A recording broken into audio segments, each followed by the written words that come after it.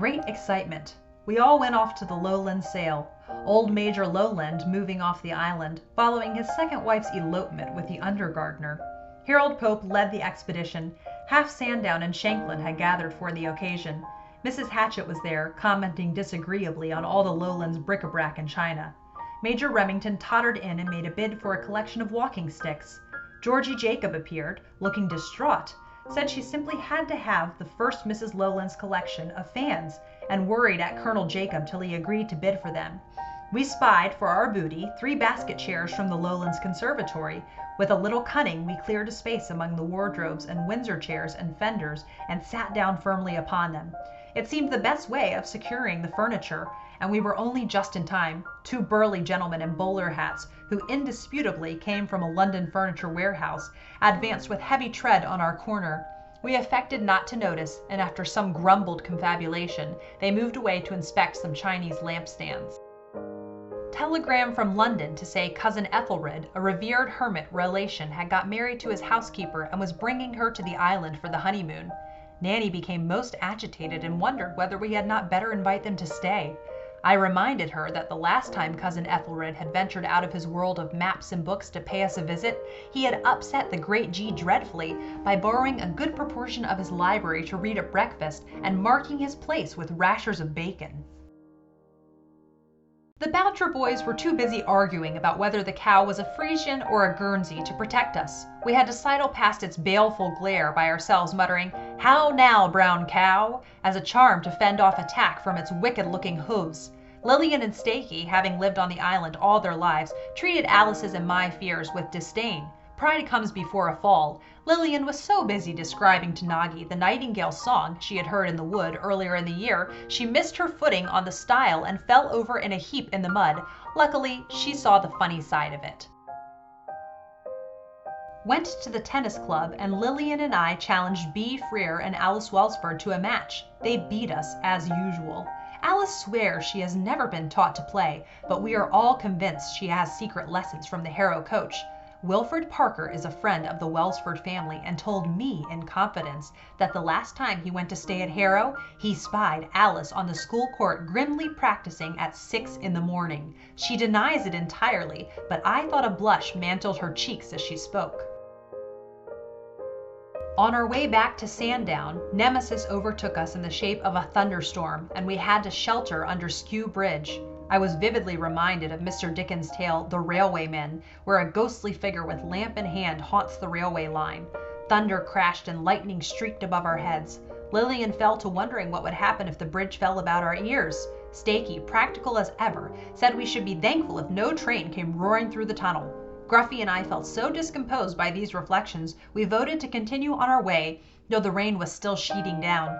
The island habit of carrying an umbrella, come rain, come shine, proved our salvation, and we reached home tolerably dry. Christmas comes but once a year, and Sandown is as full of bunting and carols and Christmas candles as any other point in England. Little Ruby Barnes is in a feverish state of excitement, as she has been promised by her parents a particularly desirable doll for Mr. Redfern's Emporium in Cowes. Collingbourne has yielded a little to my strenuous attempts to bring some of the Christmas message of peace and good cheer within its doors. Not easy, as the great G objects to some of the more enterprising ideas I had for enlivening the hall. Nanny and I managed to effect the planting in the hall, however, of one of the first Christmas trees to be seen on the island, following the example Prince Albert set. Not sure if we will continue the custom next year. It seems to shed a good many needles all over the carpet. Much admired, however, Ruby immediately petitioned Mr. Barnes for one just the same. Went over to Collingbourne to see how Lillian and Stakey were faring with their costumes. Found Lillian, who was going as Starry Night, was in despair, not knowing where to find silver tissue with which to wrap her wand. We sauntered out and discovered by a lucky chance the milliners in the High Street had just the thing, wrapped round the brim of a very ugly hat. We persuaded her she would not miss the ornament for a short space of time, and received permission to borrow it for the dance. Returning to Collingbourne to find Stakey was taking the wise precaution of boiling the eggs she planned to carry in her basket in her character of Red Riding Hood. The most difficult part when dressing as a white moth is preserving the proper ghostliness of appearance. To this end, I powdered my hair thoroughly and made a paste of flour and water, which I applied liberally to my face and arms. Found, when I reached the dance, that my partners were all rather disconcerted to find their coats and hands a touch besmeared by my mixture. Most of them laughed it off, but Charlie Mears, who was wearing a new silk coat, was not amused. A horrid encounter with a winged beastie in my bedroom caused me the greatest of trouble. I tried to dislodge it from the various positions it took up with newspapers, umbrellas, and finally, by standing in the middle of the room and waving my arms at it. Moths I abhor. Slept very badly as a result and dreamt at one point that an enormous moth was covering my face with its furry legs. Went to a cricketing lunch where the wasps were out in force. Lillian and I almost dropped our scones and cups of tea as they buzzed about us. Douglas Mears, who had been playing, came over to remonstrate with us for interrupting his game. He was out, leg before wicket, as he had been put off by seeing our skirts and sashes fluttering in the breeze. Returned to the trestle table and sat demurely through the rest of the day's proceedings. Taught Madame Euraziz to play tennis on the Freers Court at Shanklin. She is keen to play one game at the club before the season ends in a few days' time. She proved an apt pupil and distinguished herself by hitting the ball over the net at least 3 times out of 16 attempts. There was one embarrassing moment, though. The large white hat she insists on wearing blew off in the excitement of a rally. As she stooped to pick it up, I saw her luxuriant dark brown hair coiffed in a chignon suddenly fall from her head and lie like a stranded velvet cap on the tennis court. Madame Eurice was bald as a coot. Thank heavens Mr. Freer was not watching. With the greatest aplomb, Madame simply picked up the wig and replaced it on her head, topping the whole with her hat. Neither of us referred to this incident either then or later. Started for York at 1:15 p.m. today. Mrs. Durlocker was at Datchet Station, so traveled to Waterloo with her. Dudley met me at King's Cross. Read Vanity Fair on the train and consumed egg and cress sandwiches Tyke had supplied. Gave the chocolate to a small child who started to besiege her improvident mother with complaints of hunger when she saw me picnicking. Stopped her whining for a few miles. Arrived in York at about 8 p.m. Very cold gray day. Molly and Maggie Boucher, Lillian, Stakey, Barbara Raxworthy, Douglas, and Charlie Mears all came to tea at Fernside. Not my idea. Nanny insisted I should ask them. Baked some biscuits, which curled up, and a cake which sagged in the middle. All were too polite to mention it. The great G came in at 5 o'clock and sat down scowling at us. All soon left. Not a wild success. The firm played tiddlywinks to brighten up a dull Thursday. Nagi cheated dreadfully and nudged his counters round so that Lillian won. Pretended not to notice.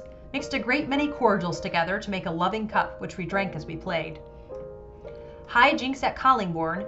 Frank and Stakey got into an argument about how the Latin tag Vini Vidi Vici should be pronounced. Frank got out the soda water siphon to prove his point, and Stakey succumbed to this irresistible argument. He crowed like a turkey, seizing the opportunity to complete his dominance over his sisters. He attacked Lillian at her guitar with the poker.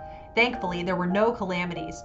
As it was so wet a day, we whiled away some more hours playing flitterkins.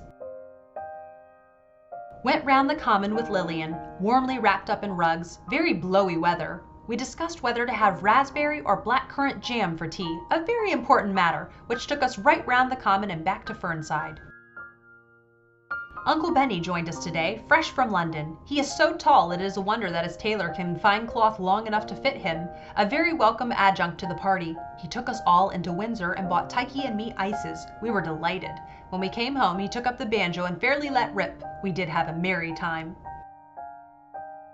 Took the train over to Thorpe. Ted met us and made us very welcome. We had wild games of cards and whist. Beatrice got in a temper because her pile of jettons was smaller than anyone else's, and ended by overturning the table in her frustration. Lillian and I decided the times were so bad we should cheer ourselves up with that old and attested remedy, a picnic. Accordingly, we took some hard-boiled eggs and made our way, pursued by a gusty wind, to Whitecliff Bay. Here we rested and took our ease, till a large cow poked its muzzle round a furze bush and startled us on our way. Not before I had made a little sketch of the bay, however, with which I was mightily pleased.